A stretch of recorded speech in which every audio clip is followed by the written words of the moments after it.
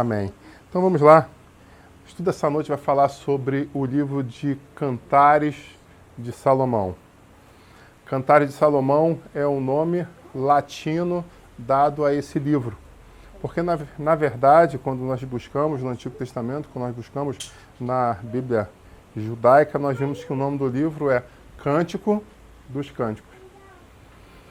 E aí já começa a primeira coisa interessante, quando nós falamos Cântico dos Cânticos, é uma interpretação de texto, e hoje a gente vai estudar português aqui, né? Alguns concurseiros às vezes falam assim, poxa, Senhor, eu vou parar de estudar para ir ao culto, aí o Senhor vai e manda estudar português no culto, e aí você vê que o teu tempo foi otimizado, maximizado. Você consegue receber a unção do Senhor e ainda consegue estar preparando para o seu concurso.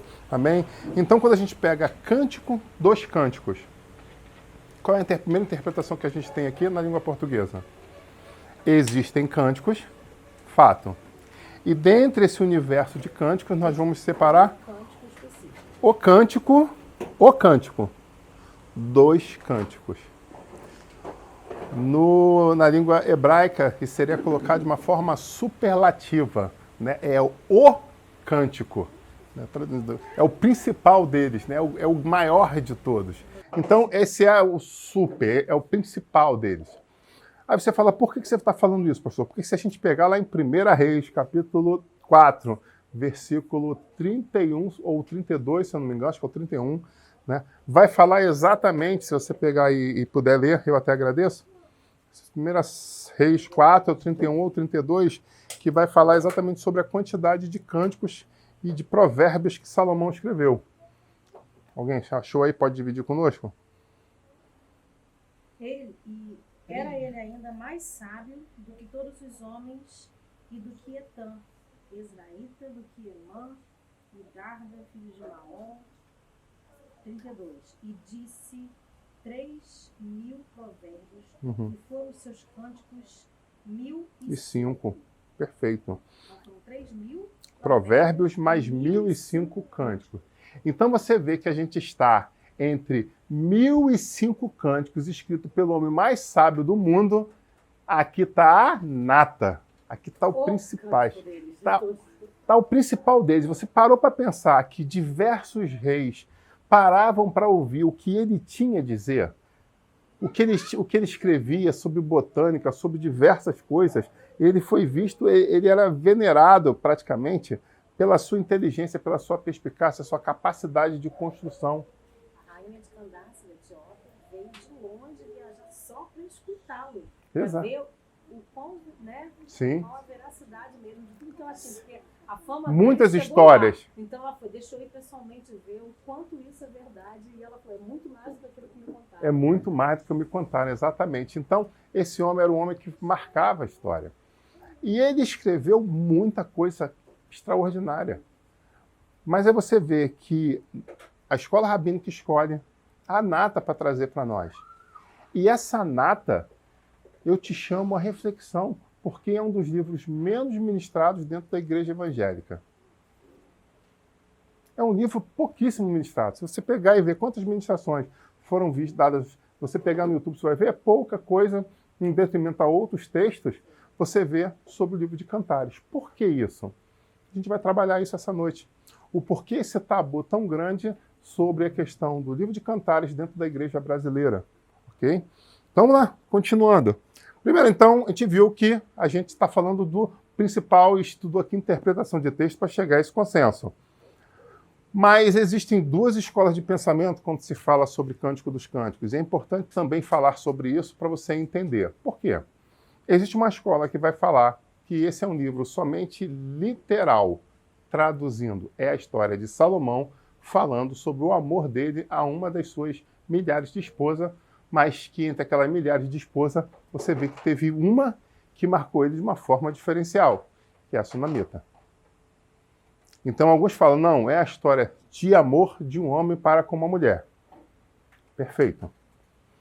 E aí vem a pergunta de alguns, e por que esse livro está na Bíblia? E eu me pergunto, será que é o Espírito que tem que revelar a eles, ou será que eles têm que acordar? Porque se tem um livro romântico dentro da Bíblia, deve ter um grande sentido. Concordam comigo? Tem que ter um grande sentido, né? Se você parar para pensar que existia naquela época homens muito brutos, porque hoje mudou, né? Os homens hoje são, né? Os homens, vou até beber uma água aqui, ó. Hoje as mulheres aqui estão balançando, né? Os homens hoje são homens íntegros, responsáveis, que cuidam das famílias, que não abandonam esposas grávidas. O trato mudou. Então, esse livro devia ser só para aquela época, não deve ser para agora, né? Explicando sobre a questão de como se tratar mutuamente em casal. E a segunda linha de pensamento vai falar sobre a questão de ser um livro profético. Um livro que vai falar do tratamento de Deus para com a igreja. Então, um livro somente figurado, não é um livro literal. E aí, eu parando e refletindo sobre isso, me peguei pensando, quem escreveu esse livro? Pergunto eu para você. Salomão. Salomão era um homem que tinha o título mais sábio do mundo. Será que o homem mais sábio do mundo não conseguiria, através da revelação do Senhor, trazer um livro que se enquadrasse não somente em uma ou em outra, mas nas duas ao mesmo tempo? Será que nós não podemos falar que esse é um livro de revelação profética e, ao mesmo tempo, um livro de relacionamento amoroso? Será que é muito difícil isso?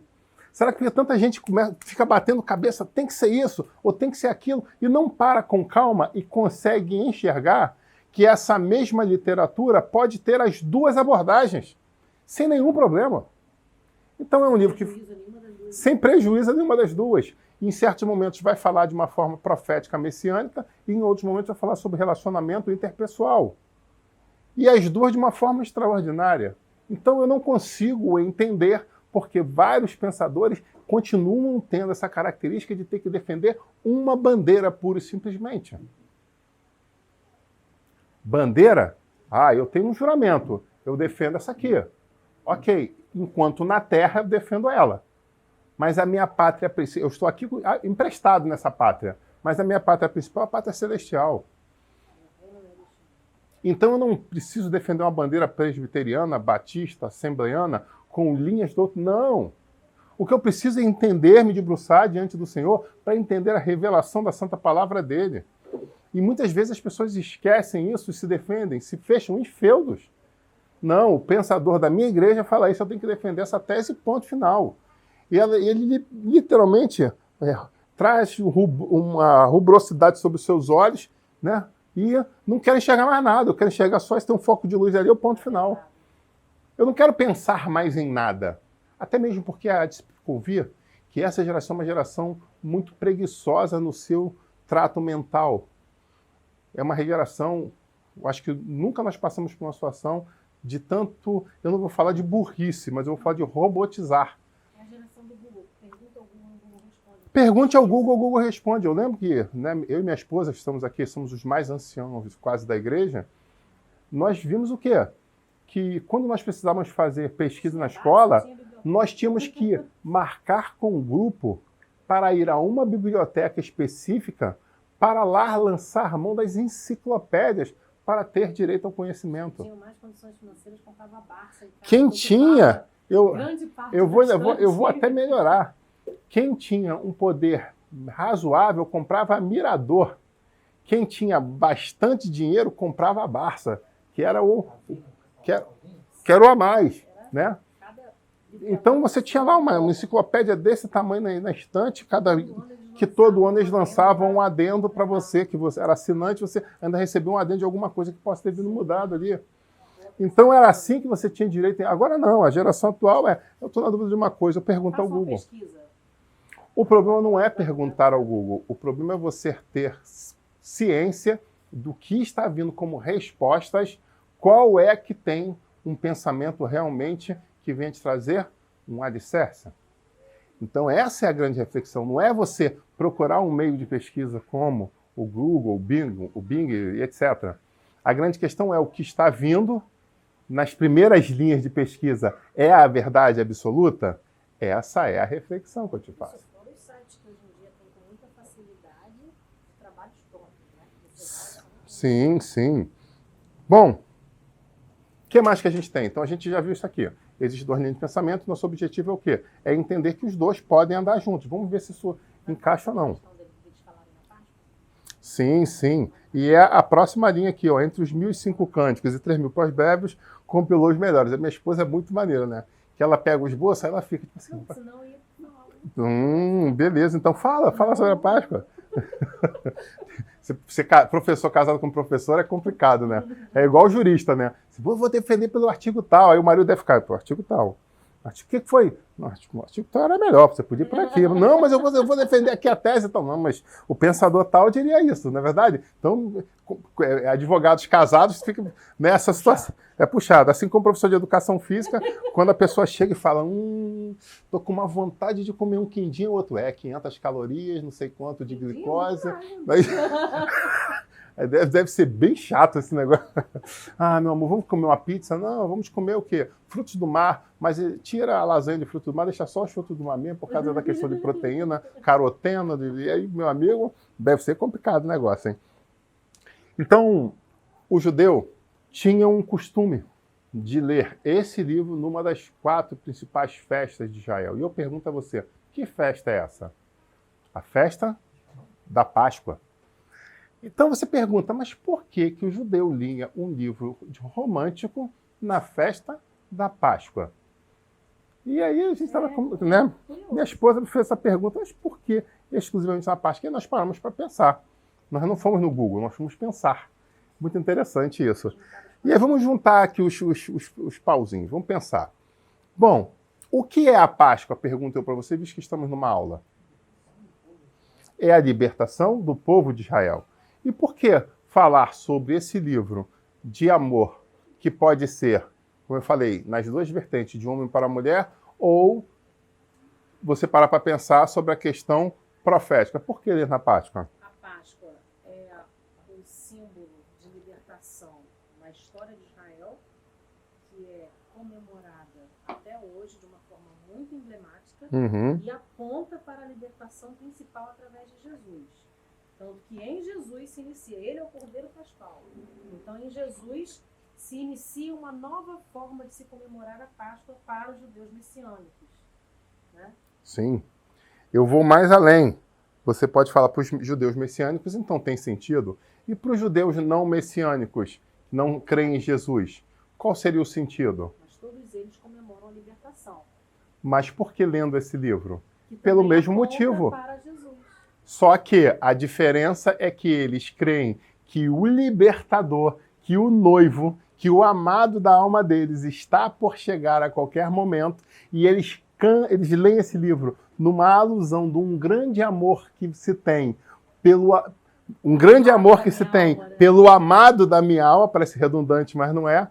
Então eles cantam no momento da Páscoa, onde eu já fui liberto da escravidão, mas agora eu vou ser liberto de novo como nação com a chegada do Messias.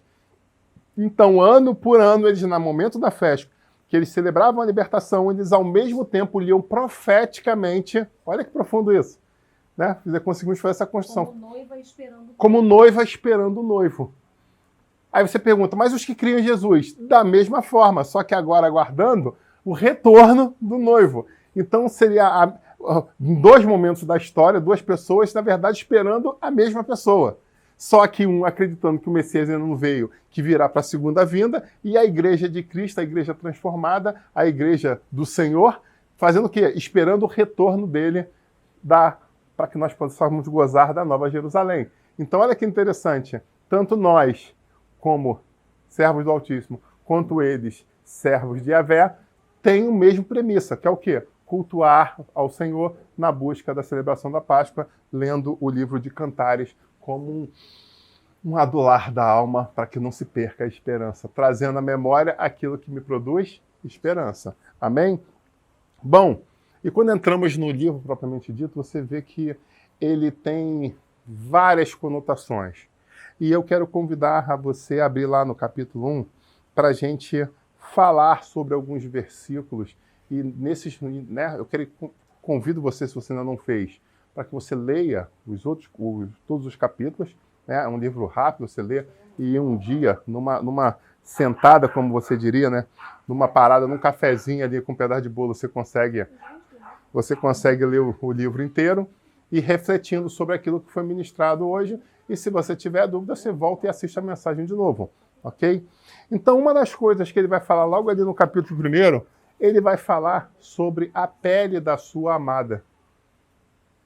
Ela se apresenta a ele e ela vai falar sobre a sua cor. E o que ele fala? O que ela fala sobre a sua cor de pele? Versículo 3.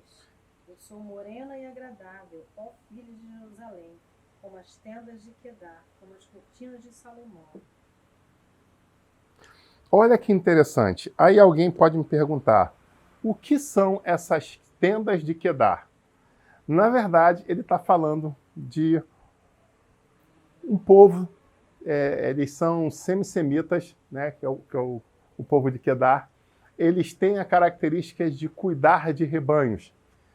E é muito interessante que eles vivem em tendas, eles não vivem em edificações, em prédios, como muitos outros acabaram migrando. Então, o que acontece? Nessa decisão de viver em tendas, eles pegam a pele dos animais e constroem as suas tendas. E quando você olha para aquelas tendas de longe, né, a meia distância, se for uma tenda feita hoje, você vai pegar o quê? Foi feito um pé de ovelha, de camelo, e você vai ver um camelo marrom, uma ovelha malhada, e você vai ver a costura ali, né, fazendo a grande tenda onde eles vão morar. Tranquilo. Mas o deserto, no sol de 50, 60 pino. Chuva, tempestade de areia comendo de um lado para o outro, muita poeira. O que acontece com as tendas? As tendas vão escurecendo. Perdem o brilho, perdem a cor propriamente dita e viram aquela coisa escura, suja. E a gente está pensando que a gente está no meio do deserto, a gente não tem água para ficar ali lavando, né? Jogando aguinha, jogando mangueira com aguinha, como alguns lavam a calçada, que ficam empurrando a folhinha. Não faça isso, economize água potável, né? Aproveitar aqui como cidadania. Então, não tem como fazer isso. Então, o que vai acontecendo com aquela tenda? Vai escurecendo. Então, o que ela está falando? Que a sua pele é semelhante à tenda de Quedar, traduzindo, é uma tenda que de tanto pegar sol, ficou escura. Olha que interessante isso. Só que aí vem o detalhezinho que está escondido aí, que talvez você não saiba. Qual é a característica dessas tendas hoje, onde hoje vivem os beduínos? Se você for em Israel hoje, é o povo beduíno que segue essa tradição do pessoal de Quedar. Por fora você vai ver exatamente isso, essas tendas de pele de animal, escurecidas, né, por causa do sol, do tempo e etc., da poeira. Mas quando você entra dentro dela, a realidade é outra totalmente diferente. Lá dentro são verdadeiros palácios. Tapetes lindos, cortinas de linho lindas. E é isso que ela está falando aqui. Ela fala que, ao mesmo tempo, ela é vista como uma tenda de Quedar, escurecida, queimada, pele queimada, ressecada. Por um outro lado, a parte de dentro, ela está como? Como as cortinas de Salomão, como o interior dessas tendas. Está dizendo, por dentro é uma coisa linda. Então, a Bíblia nos chama aí a uma grande reflexão e a tomarmos um grande cuidado para não julgarmos as pessoas pura e simplesmente pelo que nós estamos vendo. Existe um detalhe a mais que está dentro daquilo que passa da capa. E, ao contrário do que se faz hoje, onde cada vez mais existe uma cultura da capa, onde as pessoas acreditam que, não, aquela pessoa é magra, aquela pessoa é forte, aquela pessoa tem um cabelo assim, aquela pessoa tem um cabelo assado, aquela pessoa tem um cílio assim, aquela pessoa tem o hidrogel, e etc, etc, etc. E acreditam que isso sim é a beleza. Ah, pastor, então você está dizendo para todo mundo ficar com a barriguinha igual a sua? Não, porque nem eu vou ficar com a minha barriguinha, ela está indo embora todo dia aí, cada vez mais, né? Daqui a pouco eu estou sem barriga nenhuma, e aí como... O suador aqui do termogênico que o fale, né? Aleluia! Então o que acontece? Você está falando contra isso? Não, o que eu estou dizendo para você é que não se resume a isso. Não se resume a estar gordinho, estar magro demais, não se resume a ser escuro, a ser branco, não se resume a ter cabelo grande ou cabelo curto. Não é só disso que a Bíblia está falando. Porque às vezes o que você está vendo por fora pode ser uma tenda de Quedar, mas essa mesma tenda tem um lado de dentro. E é o lado de dentro que está todo o brilhantismo, toda a beleza, todo o conforto. Muitas pessoas, às vezes, andam em comunidade, talvez você não saiba disso, mas eu vou te contar um detalhe, né, que a prefeitura não me ouça, né? Mas existem várias casas de comunidade que você olha, poxa, a casa daquela pessoa ainda está no tijolo, por dentro é um palácio já, meu amigo. Eu já vi casa com ar-condicionado em todos os cômodos dentro de uma comunidade, e você olhar por fora aquele tijolo batido, malhado, aquela janela com lá de fora com um pedaço de madeira segurando, escorando ela, tudo fachada. Para quê?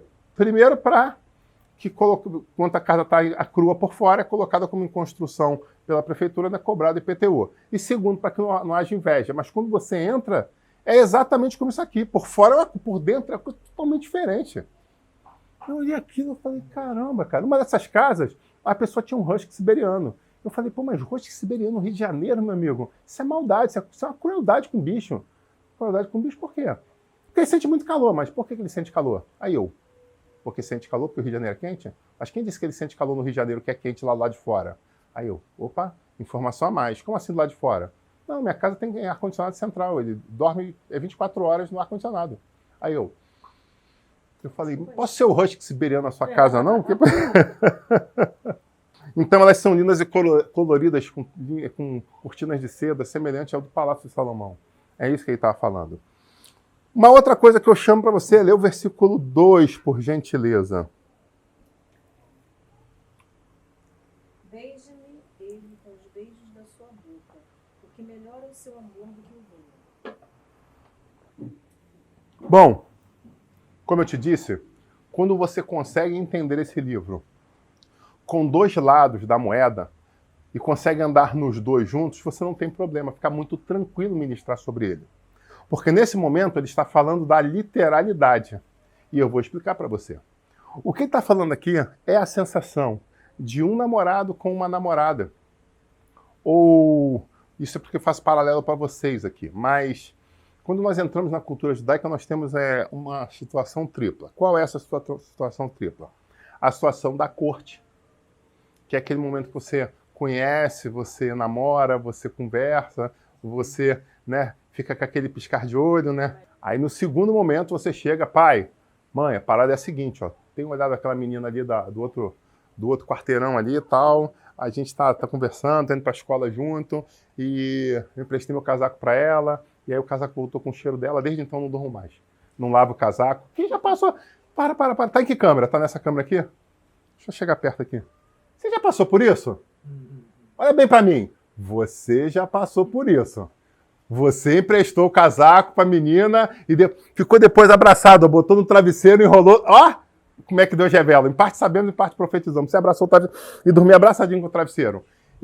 Olha aí, eu tô te vendo, hein? Eu tô vendo você. Pois bem, quem já fez isso? A minha filha tá rindo. Se eu te ver fazendo isso no... depois eu vou te espanar, hein?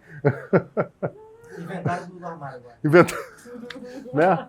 Casaco aqui a mais, aqui, tudo do tamanho, e vem um grandão e tudo, daqui a pouco, que estranho. Um casaco a menos. Um casaco a menos. Opa, também é inventário dos cabides, né? A outra ali olhou assim com a minha cara que já fez isso. Tudo bem, não tem. Ali todo aquele pessoal não tá vendo. O bom é que ela fica toda vermelha. Então, por mais que ela fale sim ou não, a cor do rosto dela já revela qual é o...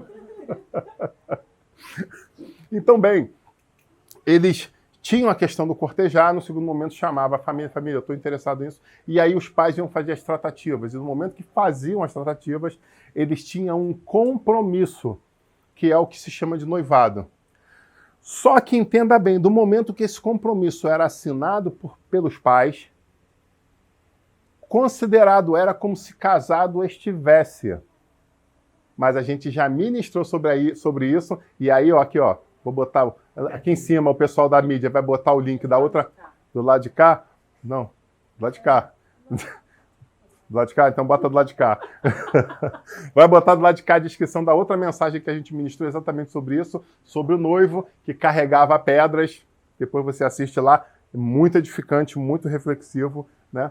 Então, era o momento de carregar as pedras, era o momento de construir a casa. Então, se tinha o flerte, sem ter um contato, no segundo momento era fechado o contrato, e aí se tornavam ser noivos. Porém, esses noivos, diferente do que a nossa cultura hoje aqui, o noivo lá era considerado casado. Era o tempo para você construir a sua casa. Então você tinha um delta T de 6, 8 meses. Aí, meu amigo, era o quanta pedra você queria carregar. Era o sacrifício que o noivo queria fazer para ter aquela noiva do seu lado. Hoje em dia é muito mais fácil, porque temos algumas entrelinhas aí. Por favor, não fiquem chateados comigo, aqueles que se enquadram nisso, mas a nossa cultura traz uma construção diferente, porque hoje você tem a possibilidade de ir nas casas, de relacionar com as famílias, né? Alugar um flat, enquanto tem várias coisas que nos levam a uma mudança de cultura daquela época. Posso dizer para vocês que, infelizmente, a coisa era muito mais romântica e tinha muito menor, o índice de divórcio era muito menor. Pois bem, aí você pergunta, por que isso? Porque até mesmo na facilidade, muitas pessoas não sabem aproveitar, não sabem valorizar. Olha que profundo isso, hein? Então, e o terceiro momento era o momento propriamente de despojar, de tirar a noiva da casa dos pais e levar para sua casa para se tornarem, aí sim, marido e mulher. Então eram essas as 3 fases. Fazendo um comparativo no dia de hoje, eu vou falar um namorar, um noivar e um casar. Mas, de novo, eu digo, isso que a gente chama de namorar não existia para eles, né? E muitas igrejas hoje apostólicas ainda trabalham com a questão de corte, onde desencorajam os jovens a namorar e sim a cortejar.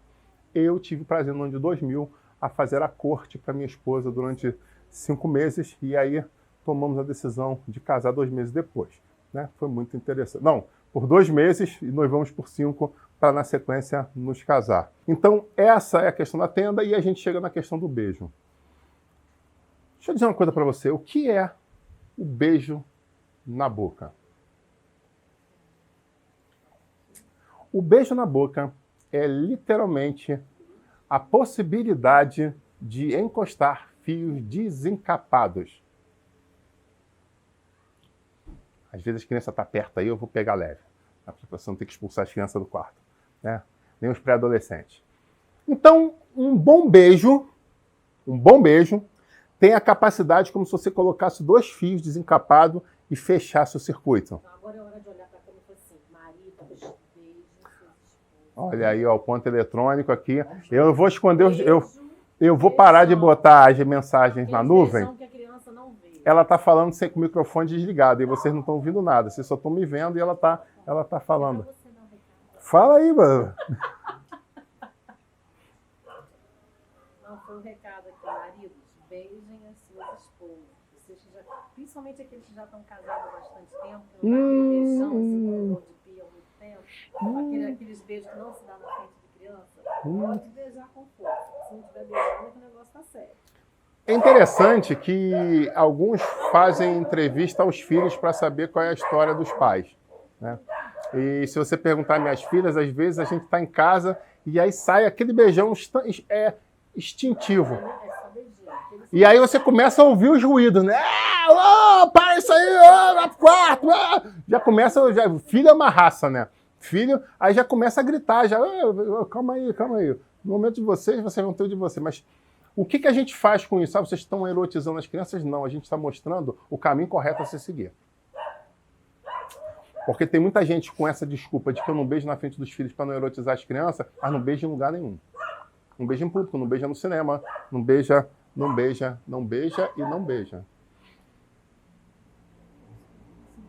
Eu não vou nem falar isso não, deixa quieto. O outro versículo vai falar, o versículo 3. Eu não falo não, fala ou não falo? O outro tá falando aqui, fala logo, fala Deus. O outro tá gritando aqui, ó, calma, respira. O versículo 3, está escrito o que aí? Lê para mim. É mistério, aleluia. Fala, papai. Versículo 3. Para cheirar são bons os teus ungüentos. Como um unguento derramado é o teu nome. Por isso as virgens te amam. Na outra tradução, esse unguento vai ser chamado de perfumes. E aí vem uma reflexão. Eu estava me segurando aqui, mas acho que não vou segurar mais não. Vou falar. Estão pedindo aqui, eu vou falar. O que acontece? Primeiro a gente veio no beijo. Segundo, falo, tá bom, minha filha pediu para eu falar, vou falar. E depois vem o perfume. Quem é o famigerado que não tinha uma noiva, que andava cheirosa naquele 212, aquele importado, não é o de Madureira não, o 212 lá, para não fazer patrocínio dos outros, né? Aquele 21 de fevereiro, né? Não é o de Madureira de novo, não. É o da importadora, né? Que a amiga que trabalhava na importadora comprava mais barato para ela. Jesus, a gente vai administrando o dinheiro. Olha aí como é que a gente vai... Deus vai revelando. Eu vou falando aqui, mas Deus vai revelando. Né? E aí o que acontece? É o candango sentir aquele negócio, né? Porque a gente tem histórias para contar. Assim como quando eu fiquei noivo da minha esposa, eu vinha na esquina, a uns 200 metros da casa dela, o pai dela falava, teu noivo está chegando aí, troca de roupa. Né? Porque eu tinha um carro com som preparado. Mas nessas caixas de abelha que nego tem, não, tá? É som preparado mesmo, com engenheiro de som. O negócio era top, né? Ela fazia um baile com... Então eu vinha 2 quarteirões praticamente, já estava escutando o som do carro. Quando chegava na rua dela, o portão tremia, o chão tremia. O negócio era forte. Não é não, mulher? Aí o pai dela, aí, ó, teu marido carioca chegando aí, ó. Então o que acontece? De longe ela já sabia que eu estava chegando. Mas da mesma forma, do lado de fora do portão, quando ela estava chegando, eu sentia. Pelo aroma dela, pelo perfume que ela usava. Na nossa igreja, por exemplo, nós temos mulheres muito cheirosas. Né? E é interessante psicologicamente, aí o problema de você ter pastor, ter psicólogo, tudo não é pentecostal, revelação, é no manto, é ah, Jesus, aí já, né? Inclusive a pessoa vem sempre, assim, poxa, hoje ela veio sem perfume, aí eu já... Sem perfume marcante, a outra já deu, mulher é um negócio, né? Se junta ali, ó, sem perfume marcante. Porque normalmente ela já vem na esquina, opa, fulano tá chegando aí, por quê? Perfumes marcantes. E são esses perfumes que ele está falando aqui, no versículo 3. E aí, qual é a pancada? Marido, quando era noivo, dava perfume marcante. Tem gente já chorando, hein? Ah, mistério, aleluia. E quando casa, para de dar e começa a dar aquelas colônias da Avon, do livrinho da Avon. Entendeu? Por quê? A vida tá cara, o custo de vida tá caro, o coronavírus, tem que comprar atromicida. A minha filha falou o Jequitia, né? Tem que comprar atromicida lá. Ivermectina. É para não dar patrocínio. Não, depois vão falar que eu estou receitando remédio, então estou falando nomes fakes aqui. Né? Senão fala, tá vendo? O pastor tá lá no culto, tá mandando tomar tantos comprimidos. Eu não falei nada, eu só falei um nome fantasia aqui. Mas o fato é, antes era no 21 de fevereiro, no 212, né? Agora está usando perfume da Avon. E aí o que acontece? Ele fala, o fogo apagou. Essa mulher não mexe mais comigo. Mas por que não mexe mais contigo? A culpa é tua, Sovina. Ô, Pão Duro, me ajuda aí. Mete a mão na carteira, joga o 212 no negócio, que volta tudo no começo de novo. E ainda pode cantar, quero voltar ao início de tudo, encontrar-me contigo. Aí o cara fica romântico, aí começa a botar Carlinhos Félix, aí começa a botar uns negócios mais... Mas quem não sabe o que é isso, vai procurar no YouTube que vale a pena. Né? Começa a botar ali umas musiquinhas melhor, ali o Marcos Gomes, tá, um negócio mais romântico. Para o quê? Para dar um bom clima, para dar uma boa sensação. Amém, igreja? Então, a questão da forma de beijar, a questão do se perfumar, são detalhes, a forma de se vestir. O versículo vai falar mais uma coisa sobre a questão da forma de se adornar. Ele fala da forma da questão dos colares, da questão do anel que você coloca. Muitas mulheres, quando eram solteiras ainda, quando noivas, se produziam, colocavam aquela unha de hidrogel, aquela estileto de hidrogel, né? Que quando pegava a moeda, cortava a moeda no meio de tão fina que era, o negócio cortava pão francês só passando a unha. Quem não conhece o mistério, procura na internet também. De repente essa mensagem vai ser escutada. O que era uma unha estileto? Né? Então, procure aí, porque a internet coloca a gente de uma forma atemporal, né? Então o que acontece? Aí o cara olhava aquilo, quando a mulher via o meu que passava a unha nele, tipo aquela garra do Wolverine, o cara se arrepiava toda. Aí depois que casou, não, essa unha é muito cara, corta a unha. E aí quer sentir o mesmo arrepio, não está sentindo mais, a culpa é da mulher. A culpa é do tempo, a culpa é do inimigo, a culpa é da sovinidade. Né? É da tua carteira fechada, ali, da tua conta bancária ali amarrada. Bota um estileto na menina, cara, e volta a ser feliz, volta a sentir. Pastor, isso é mundano. Mundano é a tua cabeça. Ei, mistério, para não falar outra coisa, você tem que frear, Puf, respira, filtro. Mundano a tua cabeça, porque isso aqui está escrito aonde? Está escrito na palavra. É uma lição específica de como maridos têm que se portar, e as esposas também. Mulheres, acorda. Ah, já assinou o papel, já assinou o contrato, estou estabilizada. Ou Acorda, minha filha. Acorda. Jezabel mora ali na esquina. E no meio de 700 mulheres e 300 concubinas, a mulher chamou atenção. Né? E aí vem uma reflexão no versículo à frente. No meio de 700 mulheres e 300 concubinas, ela conseguia fazer diferença. Será que as outras não tinham também as suas magias, entre aspas? Será que elas não tinham seus encantos? Será que elas não tinham seu borogodó, como diriam mais antigamente? E mesmo assim ela conseguia fazer diferença? O sorriso faz diferença. O carinho faz diferença. A atenção faz diferença. O Espírito Santo faz muita diferença. A gente aprendeu isso com Esther. Mas, meu amigo, quanto tempo ela ficou deitada na banheira? De mirra, de aloé, não é isso? Só tomando banho, mergulhada. Para o quê? Para a pele dela exalar só cheiro bom, meu amigo. Essa mulher para academia parecia a Avenida Brasil em Guadalupe. Aquela fábrica de shampoo que tem ali. Essência, sendo na Brasil, engarrafamento, fica tranquilo no engarrafamento, porque é um cheiro de perfume em vários momentos do dia que eles estão fazendo a produção na fábrica. Você está entendendo isso? Então, ela tinha as coisas básicas espirituais que era necessária uma mulher de Deus, mas ela se cuidava. Então, minha irmãzinha querida, se você está recebendo o teu marido em casa com a camisa rasgada, da campanha eleitoral do Sivuca, bandido bom e bandido morto. Meu amigo, isso não é edificante para a vida de um homem. Depois de um dia de trabalho, ele quer chegar em casa e quer ver alguma coisa interessante aos seus olhos. Aí alguma vai falar, mas eu tenho filho, eu estou amamentando, é que eu estou pequeno, ele não está perguntando nada disso. Ele só quer chegar em casa no meio de 1 milhão de ofertas. Eu estou falando como homem. Você pode fazer uma enquete de homens e você vai ver que eu estou falando não é loucura, não é questão de distúrbio, não. É mentalidade de homem. Ele quer chegar em casa, ele quer abrir a porta e olhar e falar assim, uau, foi essa aí que eu escolhi, é isso que eu quero, cheguei no lugar certo. Simples assim. E muitas mulheres não entendem isso. Às vezes o marido chega para a mulher e dá um short de lycra para ela e fala, poxa, short bonito, você fica tão bem com ele. Ela não gosta, aperta muito. Irmã, acorda, são sinais, são indícios, o final dos tempos. Estou mandando você comprar pão com esse short. Mas será que ele não está pedindo, semelhante ao que os muçulmanos fazem, onde a mulher vai para a rua de burca, mas você acha que elas andam de burca dentro de casa, quando só está a família? Meu amigo, o negócio é diferente.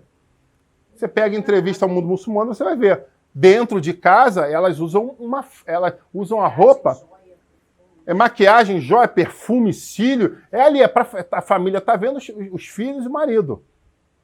Saiu na rua, mete a burca em cima. Por quê?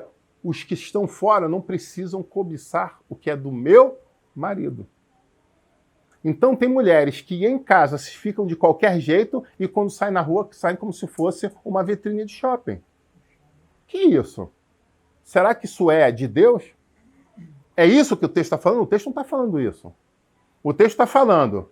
Aí você fala, mas tinha outros médicos. É porque ali o rei tinha um harém. Me ajuda aí. Não vamos entrar nem na questão da poligamia, que é uma outra história. Mas no meio do harém dele, aí ela se destacava. Era o quê? As mulheres do rei. Então o que eu estou dizendo não é para você sair na rua para ser sensual aos outros, não. Mas de repente ele fala, poxa, você fica tão bem de top. De repente ele te dá 2 tops de presente de aniversário, mas minha filha recebe um homem de top. De repente a mulher chega para o marido e fala, poxa, gosto tanto de você quando você andava de bicicleta. Aí tem uma pessoa que já vai pensar que é letra. Olha aí, parte sabendo e parte profetizando. Meu amigo, compra umas 3 bermudas de ciclista e anda dentro de casa com ela. É guerra, meu irmão, é guerra. E é guerra para vencer. Eu tô dando bizu para vencer. É guerra de vitória, aleluia. A outra coisa que ele vai falar é sobre o cabelo, versículo 10, se eu não me engano. Ele fala sobre a questão ele começa a elogiar o cabelo. Meu amigo. A irmãzinha quer usar uma progressiva, a irmãzinha dona de casa no trabalho. Paga a progressiva, meu amigo. Paga a progressiva. Diminui um pouco naquele churrasco do futebol que você faz com seus amigos. Deixa de uma semana. Paga. Quem vai vencer é você. A vitória é tua. Aleluia. Ela se sente bem, fica mais bonita para você. Glória a Deus. Todo mundo está ganhando. Então você vê que quando você pega o texto, ele de uma forma bem literal vai nos explicando o que nós devemos fazer. Mas aqui a gente entra realmente numa situação paradoxa. Nós entramos aqui num momento de reflexão. Porque alguns homens reclamam que as mulheres gastam muito dinheiro para se preparar, para se embelezar. Mas quando eles chegam em casa, reclamam depois para o pastor sobre o que eles estão vendo, da mulher que se larga. A mulher vai para a academia, ele fala que é um dinheiro muito caro que ela está gastando na academia, que ela está lá, que o nego está olhando para ela. Mas, na verdade, ele olha aqueles noticiários, eu não vou falar nem coisas escusas, não. Olha aquelas revistas, aquelas propagandas e vê lá, né? A Grande Fit, né? Ou você vê outras lá famosas, e aí vê aquelas modelos lindas, sarada, e fala, uau, que mulher maravilhosa. Mas a mulher dele está se propondo a se preparar, o cuidar do corpo, para ficar bonita daquela forma, e ele não quer. Porque ele fala que é muito caro o gasto que está tendo com a academia. E aí a gente tem situações dicotômicas, nós temos situações complexas, conflitantes. E aí, nesse momento, eu chego e trago duas definições da língua portuguesa. Como prometi para você, a gente estudar português hoje. E a primeira delas está falando sobre o quê? Hipocrisia. Qual é a definição de hipocrisia? Ou de hipócrita? Hipócrita, proparoxítona, tudo proparoxítona se acentua. Então, hipócrita quer dizer que é aquele que demonstra uma coisa, mas na verdade sente outra. Que dissimula a verdadeira personalidade e quase sempre é por motivos interesseiros ou por medo de assumir suas verdadeiras intenções. Olha que profundo isso. Então, um dos motivos disso, dessas inconstantes reclamações, é a hipocrisia. E a outra é a insegurança. O outro perfil psicológico aqui é do inseguro. Insegurança vai falar sobre sensação ou sentimento de não estar protegido, seguro. Falta de confiança em si mesmo, em as suas próprias qualidades ou capacidades. Traduzindo, eu vou deixar que minha mulher malhe, eu estou ficando barrigudinho, ela vai ficar bonita, ela vai me trocar por outro. Então, na verdade, é uma situação de insegurança. Ou não, eu não quero uma mulher sarada porque gasta muito dinheiro. Ela gasta muito dinheiro ou você não quer ela naquela academia porque você malha naquela academia e você está... Isso é uma hipocrisia. Então, seja por hipocrisia, seja por insegurança, eu te convido a romper com os dois em nome de Jesus. A jogar por fora essa maldição longe, mas muito longe da sua vida e da sua casa. E aumentar a sua autoestima e começar a lembrar, primeiramente, quem eu sou. Eu sou um servo ou uma serva do Deus Altíssimo. Eu tenho uma aliança com a minha esposa, com o meu marido. O meu amado é meu, eu sou do meu amado, é o que diz o livro. E eu estou fazendo tudo isso, eu estou me preparando, eu estou me vestindo, eu estou me maquiando, eu estou botando unha estileto, eu estou, né? Tem homem botando implante de peito para ficar parecendo parecendo um pombinho, parecendo o The Rock, né? Tem cara que tá raspando o cabelo botando implante de silicone no peito para ficar igual o The Rock. Meu amigo, supino reto, supino 45 ajuda também. Mas você pode fazer procedimento cirúrgico. O fato é, para que eu estou fazendo isso? Eu estou fazendo isso para aparecer na praia? Eu estou fazendo isso para aparecer na filmagem? Ou eu estou fazendo isso para aparecer para minha esposa? Simples assim, a pergunta é só essa. Porque no fundo, o mesmo Salomão vai falar no outro livro que no final das contas tudo é vaidade. Vaidade, tudo é vaidade. Mas com isso ele está dizendo que é para romper com toda a vaidade? Não. A questão é qual é o teu objetivo fim. É isso que a gente está tratando aqui. O que realmente te motiva? O que está te tirando da zona de conforto e fazendo você se mover e fazer algo? Uma coisa que eu aconselho, muitas pessoas falam que ambiente de academia é um lugar de sensualidade, de pessoas dando culto ao corpo. Simples de resolver isso. Se matricula com a sua esposa. Vai os dois juntos. Acabou. E os dois vão crescer junto, melhorar junto, emagrecer junto, seja lá qual for o teu objetivo. E se você tiver algum problema, procure os personal trainer aqui na igreja que tem um monte. Entendeu? Aleluia, glória a Deus. Depois a gente deixa o telefone, você pergunta nos comentários que a gente dá o contato deles, tranquilo? Bom, então nós não podemos agir com essas duas situações que na verdade estão travando pessoas de viver a plenitude. Onde elas não se beijam mais, mas vê um filme e fica suspirando. Mas por que suspira? Você pode fazer isso dentro de casa, de uma forma saudável, abençoada. É isso que eu te convido a fazer, meu irmão. É isso que eu te convido a fazer, minha irmã. A realmente agir de uma vida de sabedoria para mudar a tua história, mudar uma qualidade de vida do teu casamento, que pode estar indo à bancarrota. Sabe? E a última coisa que eu coloco aqui é a questão do sachê de mirra entre os seios. O que a gente está colocando aqui? Que as mulheres tinham tanto o perfume, que era o para todos sentirem, mas quando encostava a cabeça no seio, traduzindo, é um momento de intimidade, e aí entenda que quando a palavra está falando aqui, assim como na anatomia,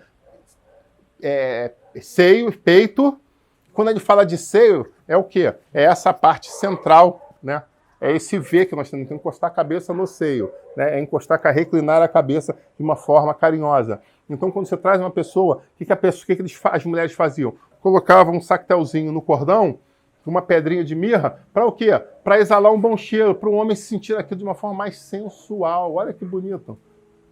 Gostar de estar ali. Para ele gostar de estar ali, não querer estar em outro lugar. Ô, meu irmão, reflete sobre isso. Tem gente com perfume vencendo na prateleira e não usa. Tem gente que tem condições, que tem perfume importado na prateleira e não usa. E eu pergunto, por que você não está usando? Você não está usando porque o inimigo está botando caraminhola na tua cabeça. Dizendo que se você usar, teu marido vai chamar você de uma outra coisa. É mentira de Satanás. É mentira. Chega de hipocrisia. Chega. Ah, meu Deus do céu. Nós temos muitos tabus na igreja brasileira e talvez esse seja um dos principais. Talvez só consiga chegar tão perto quanto do dinheiro. A questão da sexualidade, um dos maiores tabus da igreja é junto com o dinheiro.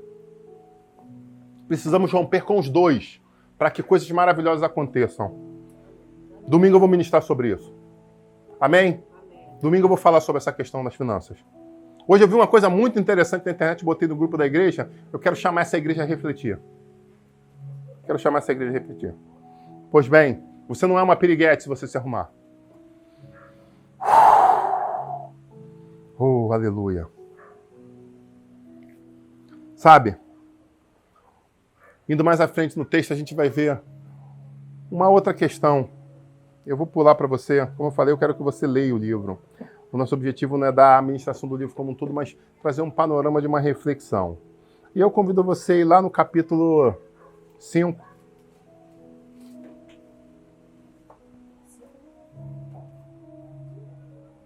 O capítulo 5 vai nos trazer uma coisa interessante. Desculpa.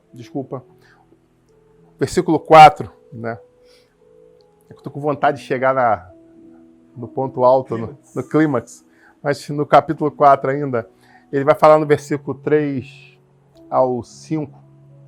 Os seus lábios são como um fio de escarlate, a sua boca é linda, as suas faces são como um romã partido que brilha através do véu. O seu rosto é como a torre de Davi edificada para um arsenal, 1000 escudos pendem dela, todos os escudos soldados valentes, os seus seios são como as crias gêmeas de uma gazela que pastam entre os lírios. Uau, que profundo. Ele está falando o quê? Ele está falando de uma situação de olhar para a mulher da sua vida. Para aquela que ele sonha em estar, sonha em casar, sonha em despojar. Então ele vai numa evolução. E aí quando ele chega, e o interessante é isso, é que você chega no momento de construção, e aí ele começa agora indo no mais intimidade, e aí quando você chega lá no final, no 7, no 8, aí ele vai começar a descrever o corpo da sua mulher de uma forma mais completa. Ele começa a falar dos pés, ele fala das coxas, ele fala do umbigo, como uma taça de vinho. Olha aí, hein? A censura, parou aí, ó. Tem criança na sala. Parou. A censura da vida parou aí. Parou aí, ó. Tem uma taça, o seu umbigo é como uma taça de vinho, né? Você derrama. Meu Deus do céu, não quer. Meu Deus do céu, respira. Não desliga agora, presta atenção na mensagem. Se foca aqui. O que a Bíblia está dizendo aqui? Que agora eles são casados. E mesmo casados, eles faziam coisas maravilhosas juntas. Tem muito muita gente que a gente atende no gabinete que o casamento é uma coisa muito sem graça. E aí é uma reflexão, meu ponto eletrônico falou aqui, muito interessante. Tem muita gente, por favor, respire, que fez muita coisa errada antes do casamento, que na hora que faz o sim, que a bênção é derramada sobre, olha um para a cara do outro e fala, e agora? Ah, acho que é hora de ter um filho. Não tem nada de novo debaixo do sol. Sabe o que eu quero te convidar essa noite? E eu vou orar sobre isso. Eu estou sentindo de orar sobre isso. Para que seja quebrado os laços do passado, as maldições do passado, para que tudo se faça novo. Para que diante da bênção do Senhor tudo seja renovado. Aleluia. Tudo recomece. Porque a gente vê que estatisticamente casais que viveram juntos antes têm uma tendência maior de ter problemas. Por quê? Porque tinha a sensação do proibido escondido, de fazer escondido, entre aspas, e agora que eu posso realmente fazer tudo que está escrito aqui, que é motivado a ser feito, como está escrito aqui, e aí alguns que são mais tolos, não, isso é só alegórico, é só alegórico. Meu amigo, isso é um manual de instrução, deixa eu te dizer. Não vou entrar em detalhes aqui para você, mas se você quiser, a gente senta comer uma pizza, um churrasco junto, e aí se quiser eu te dou aula, eu faço até desenho para você, mas aqui não dá. Mas Salomão fala sobre isso, os prazeres, os modos prazeres da vida. Desfrutar com a mulher da minha mocidade, desfrutar com a minha esposa. Olha que lindo isso. E não é na mocidade dela, é a mulher da minha mocidade. É diferente, tá? Não interpreta pastores que estão trocando de esposa, acorda, tá? Não é para trocar de esposa para outra da mocidade, não. É a mulher da minha mocidade, trazendo a mulher que vem construindo comigo. E aí o que ele fala? Olha para desde a sua mocidade e o quê? Coloca a lenha na fogueira e vai que vai, meu amigo. Pastor, é muito difícil isso. Não dá, com o tempo passa. Eu não sei do que você está falando, não. Não sei mesmo. São 20 anos de casado. E eu posso te garantir que tem fogo no altar. Glória. Aleluia. Glória a Deus que a minha mulher ligou as trompas, senão tinha mais filho por aí. Aleluia. Tem gente brincando de amiguinho. Não é isso que a palavra fala. Se você está com problema nessa área, me procura. A gente pode conversar. Pode conversar tanto como pastor como analista. Você escolhe, mas a gente pode conversar. Deus pode transformar a tua história. Não termina o teu casamento, não. Calma, ainda há chance. Ainda há chance, ainda há esperança. E aí ele vai trazendo o texto. Eu não vou entrar nem em detalhes aqui, porque isso vai ser difícil de segurar. Mas ele explica os detalhes aqui muito fantásticos. O versículo 12. Meu amor, minha noiva, você é um jardim fechado, um manancial recluso, uma fonte selada. Você quer que eu te explique isso? Senta comigo que eu te explico. Ou então liga pro Paulino, que o Paulino tem menos papo na língua, ele vai te explicar pelo telefone mesmo. Faz uma videochamada com o Paulino, ele traduz para você. Ele pega a Bíblia em inglês, lê na inglês, de repente... Você joga depois no Google Tradutor e vê. Fato é, ele estava sonhando com algo, e ele consegue construir isso do começo ao fim. Mas eu termino essa mensagem chegando no versículo 5. Ou desculpa, no capítulo 5. Sim, já. Como eu te falei, não era um estudo, era um panorama do livro, não é os minhas coisas. Poxa, mas já podia falar mais. Sim, tem mais coisa para falar aqui.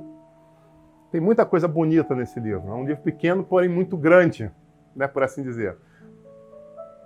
Mas quase ninguém tem coragem de, diante das câmeras, falar sobre ele. Olha que interessante. Porque isso é tabu, como eu disse para você. É sexo e dinheiro. Tabu na igreja, é certo. Eu estou aqui para fazer a vontade do Senhor. Bom, capítulo 5 vai falar de uma coisa muito interessante. A partir do verso 2 vai falar do quarto cântico, que diz o seguinte: eu dormia, mas o meu coração estava acordado. Então ela dormiu e ela começou a ter um sonho. E eu chamo você a refletir muito profundamente nesse sonho. Eis que a voz do meu amado que está batendo. Primeira pergunta que eu faço para você antes de continuar descrevendo sobre isso. O que acontece? O rei fazia muitas viagens, o rei tinha concubinas, o rei tinha outras esposas, o rei tinha muitos afazeres, né? O reinado, o domínio dele era muito grande. Então, é normal entender-se que essa mulher, por muitos momentos, por mais que fosse a preferida, ela passava longos momentos longe do seu amado. Olha que profundo. Então ela estava se sentindo solitária. Então eu, como analista, posso falar tranquilamente, construir esse quadro aqui. Uma pessoa se sentindo solitária, joga aquilo do subconsciente para o seu sonho e despeja. Porém, como nós falamos lá no começo, alguns falam sobre a questão profética e outros sobre a questão literal. E essa é a hora que eu vou trocar da literal para a profética. E esse sonho tem um sentido profético muito grande, muito reflexivo para a igreja de Cristo Jesus. Para mim, em primeiro lugar, e depois para você. Porque ela vai falar que eis que a voz do meu amado que está batendo a porta. O esposo fala, deixe-me entrar. Deixe-me entrar, meu amor, minha querida, minha pombinha sem defeito.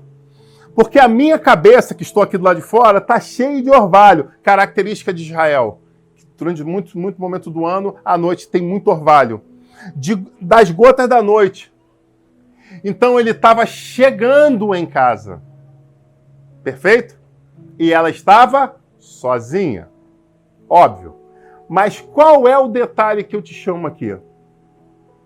Ela responde da seguinte forma para o amado da sua alma, para o seu querido esposo, para o seu companheiro, para o seu amigo, para o seu amante. Não é para qualquer um, é para cada metade dela. Você coloca aí o adjetivo, o complemento que você quiser. O fato é, ele estava voltando. E ele ansiava entrar na sua casa. Olha que profundo. E olha o que ela fala. Meu amor, já tirei minha túnica. Como posso vesti-la outra vez? Já lavei os meus pés. Você quer que eu pise no chão de novo e volte a sujá-lo? Mulheres, cuidado. O charminho é uma coisa gostosa em certos momentos no relacionamento, mas algumas pessoas erram a mão. Homens, cuidado. Cuidado. Porque o charminho, em certos momentos, é legal para dar uma movida, mas se você errar a mão, pode destruir tudo. Nessa brincadeira de charminho, eu conheci uma pessoa que terminou um casamento. Teve uma briguinha, eles gostavam de ter briguinhas, porque eles falavam que depois das briguinhas, quando eles se reconciliavam, o negócio fervia.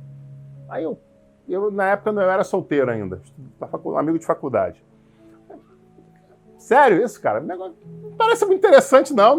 Não, a gente tem uma briga, se separa, aí depois um olha pro outro, aí passa pela cozinha do banheiro, aí olha aquele olhar, aí um tá comendo na mesa, olha pro outro, aí de repente a gente se perdoa e o negócio ferve.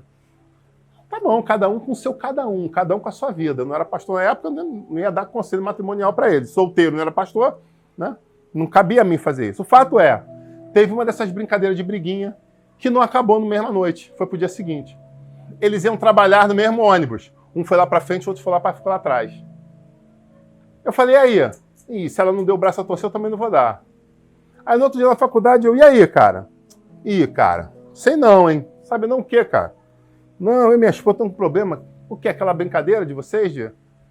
Mas eu não sei não, já faz 2 dias que a gente se fala. Eu, como assim, cara? Ela tá em casa, mas a gente não tá se falando.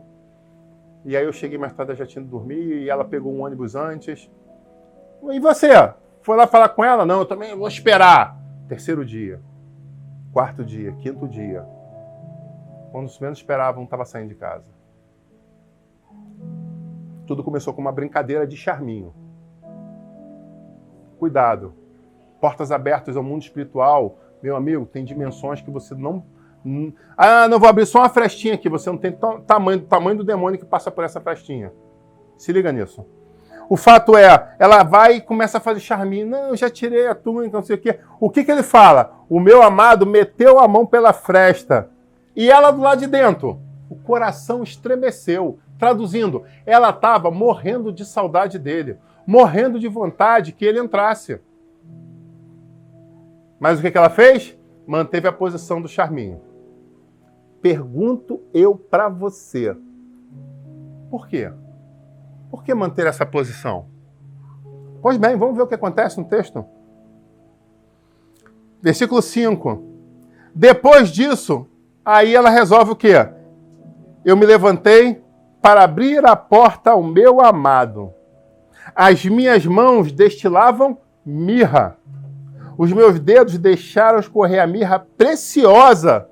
Não era qualquer mirra, era a mirra cara. Sobre a tranca da porta. Mas quando ela decidiu parar de brincadeira, quando ela resolveu parar de brincadeira, ele já não estava mais lá. E ela sai a procurar desesperadamente onde ele foi parar, onde ele está.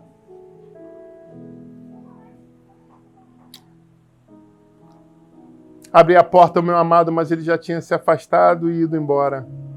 E eu tinha estremecido quando ele me falou. Eu busquei-o, mas não achei. Chamei-o, mas ele não respondeu.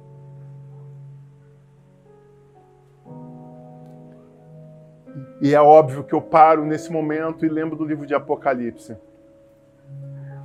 O noivo te ama tanto, igreja. Jesus Cristo está às portas, batendo, querendo entrar para gozar da sua comunhão. Gozar junto com a sua noiva pela eternidade. Mas tem muita gente brincando de charminho. Não vou para a igreja agora, vou curtir mais um pouquinho. Não, eu estou de bico. Eu não perdoei meu irmão, eu não perdoei o pastor. Ah, não, é que sabe como é, eu estou assim, eu estou assado. Mas por dentro, está cheio de vontade de comunhão, está cheio de vontade de convívio, está cheio de vontade de pregar a palavra, está cheio de vontade de ensinar, está cheio de vontade de limpar as cadeiras, de trabalhar, de preparar o som, de fazer tudo isso acontecer. Mas está de charminho.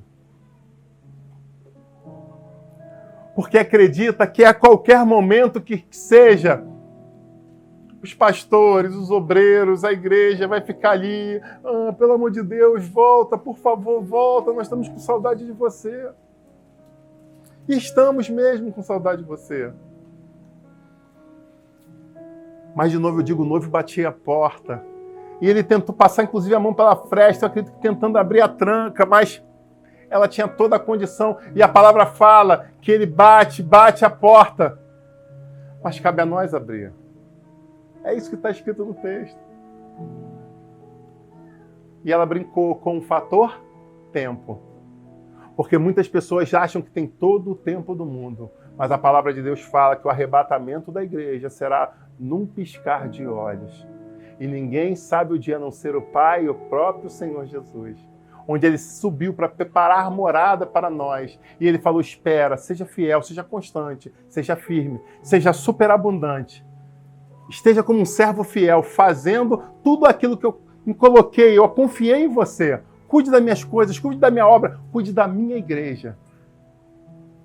Tem tanta gente que tem chamado de Deus e está brincando com o chamado. E quando o Senhor bater na porta, de repente vai falar, ai meu Deus, eu preciso... Calma, deixa eu me arrumar.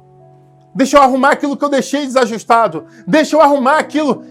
Deixa eu arrumar aquilo. Eu vou arrumar e já vou abrir a porta para você. Sabe o que eu tenho a dizer para você? Que o Senhor vai esperar. Mas um detalhe. Dependendo da hora que seja isso, você que vai ter que esperar 7 anos para reencontrar Ele. Halamandjobia. Que é o tempo da grande tribulação. Aí você vai ter tempo de arrumar tudo. Só que, meu amigo, vai ser um pouco mais complexo do que aquilo que a gente está vivendo hoje. E para não terminar essa história, deixar pelo meio do caminho, ela vai mais além, porque ela fala que enquanto ela estava chamando ele pela madrugada, gritando, os guardas que rondavam a cidade encontraram com ela e a espancaram e feriram. Os guardas ainda tomaram o seu manto. E talvez esse texto não esteja muito claro, talvez você tenha até uma Bíblia de estudo que não vai ter coragem de falar isso, mas se você pegar uma enciclopédia americana, de qualidade, traduzida para o português, aí vai estar escrito. Por que você está falando isso? Que eu procurei em 6 Bíblias de estudo, 2 enciclopédias, e nenhuma delas citava esse texto. Não é verdade? 6 Bíblias de estudo, 2 enciclopédias e nenhuma falava de um versículo, pulava 2 e não falava desse texto aqui. Simplesmente como um tabu escondiam. Mas a americana que eu tenho aqui traduzida, a Champlin, ali foi bem clara em tirar a minha dúvida, para que eu pudesse trazer a igreja.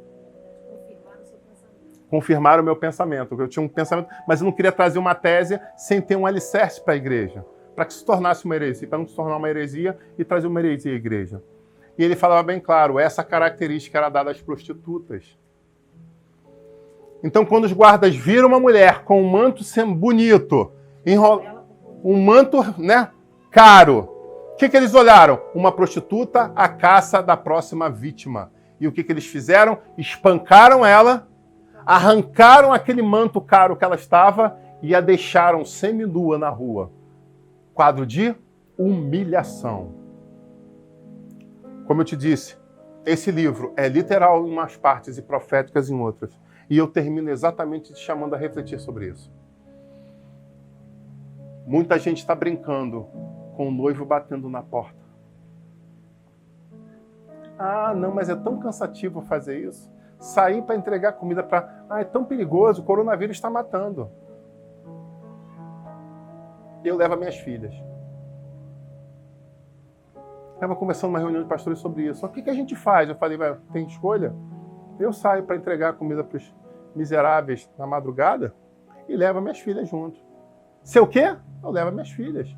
Porque ou eu creio no Deus da verdade, o Deus da Bíblia, o Deus poderoso, ou eu paro isso aqui e fico sendo só professor de matemática.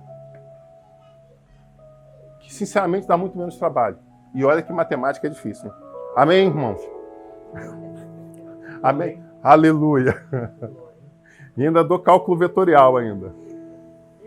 Porque quando eu dava aula de matemática, eu dava logo de cálculo e derivada. Cálculo 1, cálculo 2, cálculo 3. Você pode fazer, é para fazer direito o negócio. Vamos se chafurdar logo na... Não é da aula de PA e PG não, pô. Da aula de log, de PA, PA é mole, né? É interessante isso, são desafios que Deus coloca na tua vida. E você é julgado em cada capítulo pelos desafios que são colocados diante de você para ver como você se comporta. E muita gente não acorda quanto a isso. O que eu estou fazendo hoje aqui? Eu estou suando nesse ambiente sem refrigeração.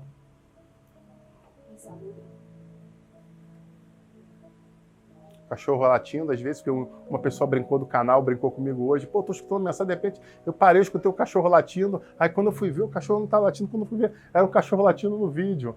Foi muito maneiro. Muito espontâneo aquilo, se inscrever no canal. Vai entender? Pô, me senti em casa, eu também tenho um cachorro. Olha que interessante isso. Aí eu me inscrevi. Eu estava ali namorando o cara, mas eu gostei desse canal, agora eu quero seguir essa igreja.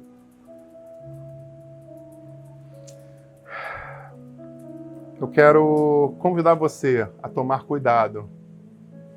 Cuide do seu noivado. Não precipite as coisas. Entenda que ele só falou dos detalhes da noiva depois do casado. Você entendeu o que eu estou falando? Há momento para tudo debaixo dos céus. Mas, pastor, eu não sabia disso e eu já entrei nesse barco de uma forma... Eu entrei no barco no meio do caminho, não peguei... Respira, o mundo não acabou para você. O que eu quero convidar você é a corrigir os erros do passado. Essa é a segunda fase da história. E a terceira fase da história que eu vou dizer é que muitos que tiveram uma vida pregressa, amorosa, hoje se encontram já casados. Muitos vivem embaixo de uma maldição. Pastor, você está me amaldiçoando? Não. Você se amaldiçoa quando você não dá o Bíblia, não dá o dízimo, você se amaldiçoa quando você fala mal dos seus irmãos, tem um monte de forma de você se amaldiçoar. Eu não estou te amaldiçoando, não. Eu estou te dizendo, como analista e como pastor há 10 anos, que estatisticamente, pelas horas contadas que eu tenho de gabinete, minha esposa, meu sogro e minha sogra, que são pastores, também aconselham casais, onde eu sento aos pés deles de Gamaliel para aprender com eles, porque eu sou um jovem perto deles. Então, por todo esse contexto que eu tenho, minha e dos que estão à minha volta, de terapia, de casal, eu posso dizer com propriedade que as pessoas que têm uma vida marital antes do casamento têm muito mais tendência a problemas amorosos. Mas isso é obrigatório acontecer? Não. Tanto que eu vou orar por você agora, para que essa maldição seja quebrada sobre a tua vida. Eu quero convidar a igreja a se colocar de pé em nome de Jesus.